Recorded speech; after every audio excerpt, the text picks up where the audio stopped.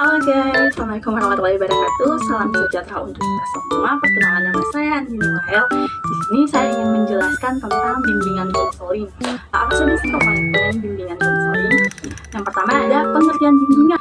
Menurut Praitno, bimbingan adalah proses pemberian bantuan yang dilakukan oleh orang yang ahli kepada seseorang atau beberapa orang individu, baik anak-anak, remaja maupun dewasa, agar orang yang dibimbing dapat mengembangkan kemampuan dirinya secara mandiri. Apa sih itu konseling menurut Praitno? Konseling adalah proses pemberian bantuan yang dilakukan melalui wawancara konseling oleh seorang ahli yang disebut konselor kepada individu yang sedang mengalami masalah. Jadi dapat dibilang pengertian bimbingan dan konseling adalah proses bantuan atau pertolongan yang diberikan oleh pembimbing atau konselor kepada individu atau konseling melalui pertemuan tatap muka atau hubungan timbal balik antara keduanya, agar konseling memiliki kemampuan atau kecakapan melihat dan menemukan masalah serta mampu memecahkan masalah. Selanjutnya ada tujuan umum dan tujuan khusus dari bimbingan konseling itu sendiri. Tujuan umum dari bimbingan konseling adalah pelayanan bimbingan dan membantu peserta didik atau konseling agar dapat mencapai kematangan dan kemandirian dalam kehidupannya, serta menjalankan tugas-tugas perkembangan yang mencakup aspek pribadi, sosial, belajar, karir secara utuh dan optimal. Selanjutnya tujuan khusus bimbingan dan konseling. Ada 6 tujuan khusus dalam bimbingan konseling. Yang pertama, peserta didik mampu memahami dan menerima dirinya dan lingkungannya. Yang kedua, mampu menjalankan kegiatan penyesuaian studi, perkembangan karir, dan kehidupan di masa yang akan datang. Yang ketiga, mampu mengembangkan potensinya seoptimal mungkin. Dan yang keempat, mampu menyesuaikan diri dengan lingkungannya. Yang kelima, mampu mengatasi hambatan atau kesulitan yang dihadapi dalam kehidupannya.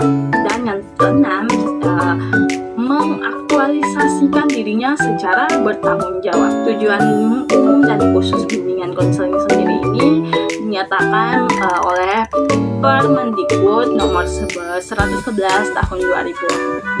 Selanjutnya, fungsi dan bimbingan konseling. Yang pertama, fungsi pemahaman. Fungsi pemahaman ini membantu peserta didik memahami dirinya dan lingkungannya.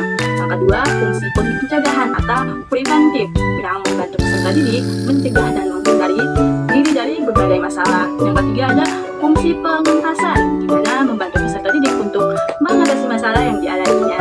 Dan yang keempat, fungsi pemeliharaan, mampu membantu peserta didik dalam berbagai potensi yang dimilikinya.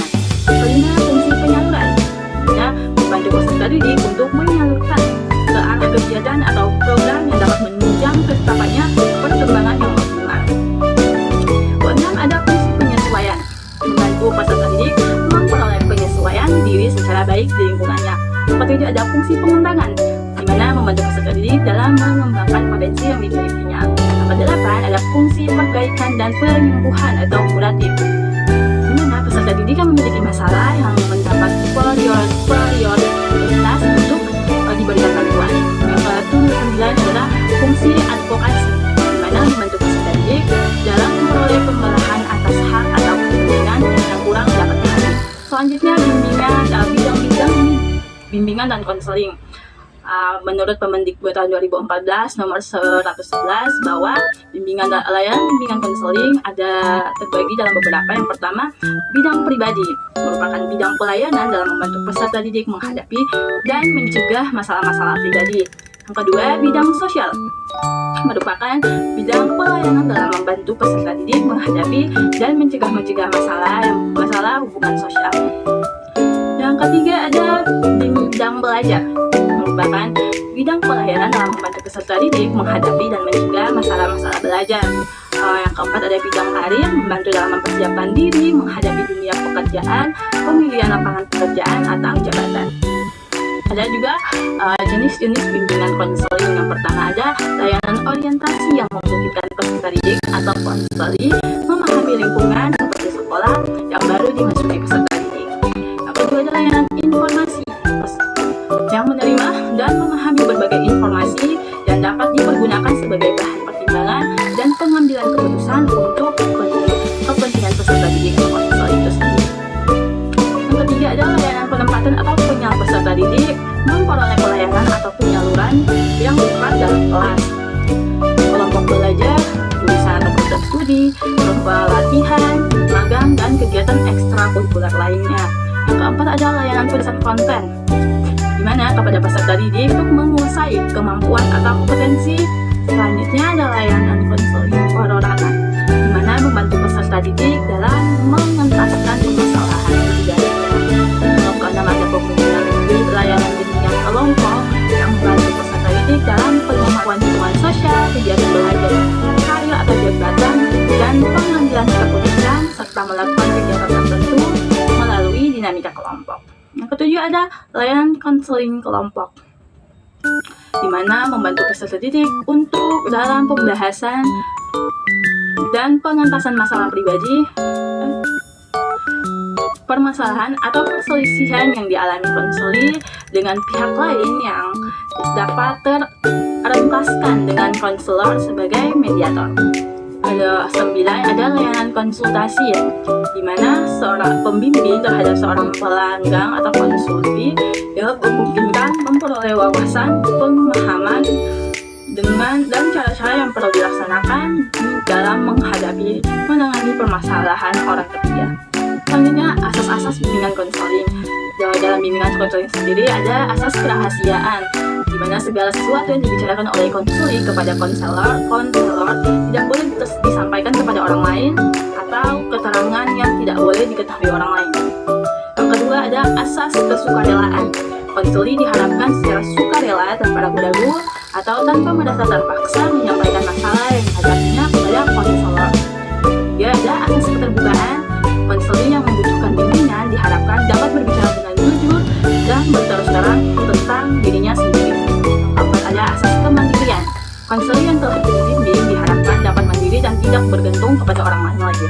Yang kelima ada asas kekinian. Pemecahan masalah dalam kegiatan konseli seharusnya berfokus pada masalah-masalah yang dialami konseli pada saat itu. Keenam ada asas kegiatan, di mana usaha bimbingan konsel dan konseling akan dapat bertanggung jawab baik bila konseli mau melaksanakan sendiri kegiatan yang telah dibahas dalam layanan bimbingan dan konseling.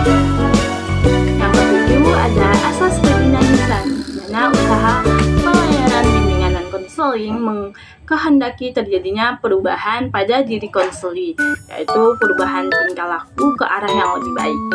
Kedelapan ada asas keterpaduan, memadukan berbagai aspek kepribadian siswa dan proses pelayanan yang dilakukan. Yang kesembilan ada asas kenormatifan, sesuai dengan norma yang berlaku. Yang ke-10 ada asas keahlian, menghindari terjadinya pemberian layanan yang tidak tepat, atau dengan kata lain, jika konselor sudah mengarahkan segenap kemampuannya untuk membantu individu. Yang ke-11 ada asas ahli tangan. Jika usaha yang dilakukan telah optimal tetapi belum berhasil atau masalah yang di luar kewenangannya, maka penanganannya dapat dialihkan kepada pihak lain yang berwenang.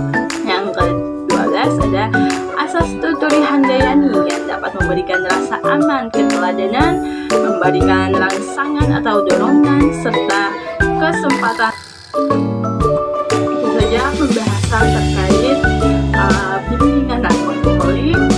Saya Adi Noel mengucapkan terima kasih. Mohon maaf apabila ada kesalahan.